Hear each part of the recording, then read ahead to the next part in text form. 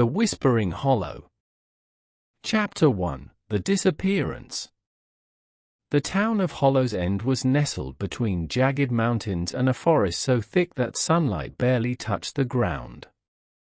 The locals called it the Whispering Hollow, not because of the wind, but because of the voices. Lena Carter had lived there all her life, and like most, she ignored the stories. That changed the night her little brother, Jake, disappeared. He had gone out to retrieve a lost soccer ball near the tree line.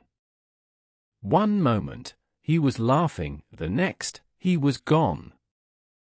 The search party combed the woods for 3 days before finding him standing motionless in a clearing, his back to them.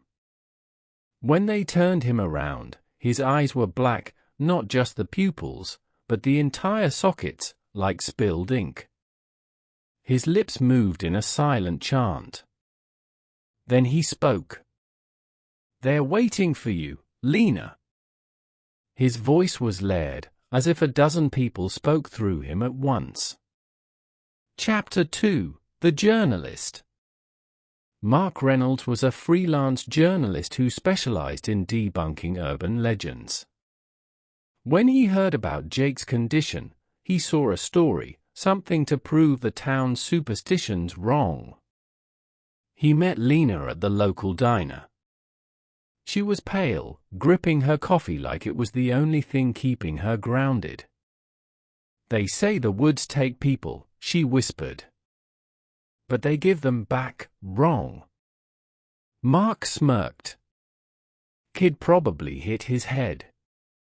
Trauma does weird things to the brain." Lena's eyes darkened. "Then explain this."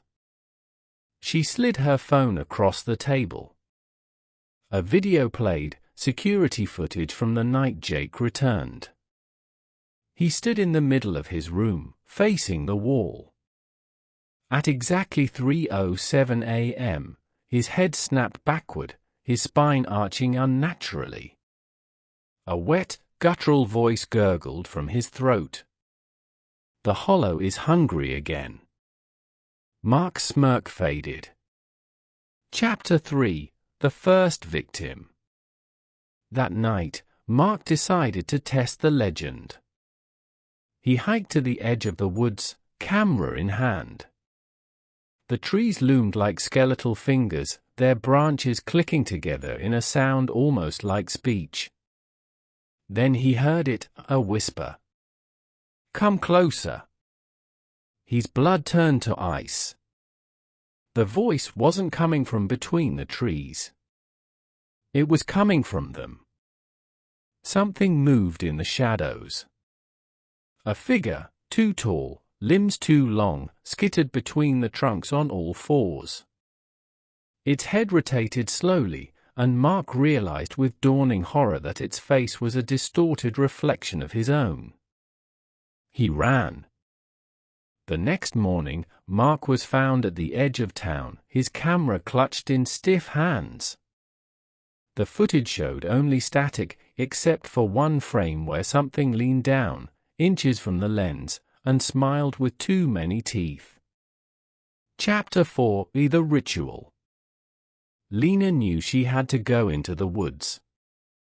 Jake was getting worse, his skin was peeling away in papery strips, revealing something dark and pulsing beneath.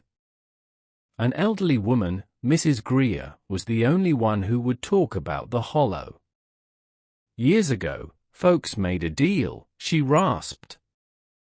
"They gave the Hollow sacrifices so it wouldn't take the whole town. But it's hungry again." Lena's hand shook. "How do I stop it?" Mrs. Greer's milky eyes flickered. "You don't. You bargain." Chapter 5. The Offering. Armed with an old ritual book, Lena ventured into the woods at midnight. The air grew thicker with every step, the whispers rising to a deafening chant. In the center of the clearing stood a gnarled tree, its bark split open like a mouth.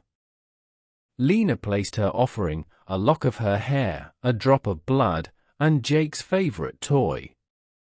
The ground trembled. The tree's roots slithered toward her, wrapping around her ankles. A voice echoed from the earth itself. One must stay. Lena's breath caught. The hollow didn't want an object. It wanted a person. Chapter 6: The Choice. Jake appeared beside her, his black eyes gleaming. "It's okay, Lena," he said, but his voice wasn't his own. "You can leave." The roots tightened. The whispers grew louder, more desperate. Lena made her decision. She grabbed Jake and ran. The forest screamed behind them, the trees twisting in fury. They barely made it to the tree line before the ground gave way, swallowing the clearing whole. Chapter 7: The Aftermath. Jake's eyes returned to normal. The town declared it a miracle. But Lena knew the truth. Because sometimes, at night, she still heard the whispers. And in the mirror, just for a second, her reflection smiled without her. Man. Chapter 1: The Tape. Ethan Cole loved collecting old media. VHS tapes, vinyl records, anything with a retro feel. So when he stumbled upon a dusty, unlabeled tape at a flea market, he bought it without a second thought. The seller, an elderly man with yellowed fingernails, hesitated before handing it over. "You sure you want this one, son?" Ethan laughed. "Why? Is it haunted or something?" The man didn't smile. "Just don't watch it alone." That night, Ethan slid the tape into his VCR. The screen fizzed with static before resolving into grainy footage of a dimly lit living room. A single armchair sat in the center, facing the camera. Empty. Then, the static moved. It gathered in the chair, swirling like a living thing, forming the shape of a man, faceless, flickering, made entirely of TV snow. Ethan's breath caught. The figure tilted its head. And then the tape ended. Chapter 2: The First Sighting. Ethan dismissed it as a weird art project. But the next day, while walking to class, he saw something in the corner of his eye, a flicker of static in a store window. When he turned, it was gone. His friend, Rachel, noticed him jump. "You okay?"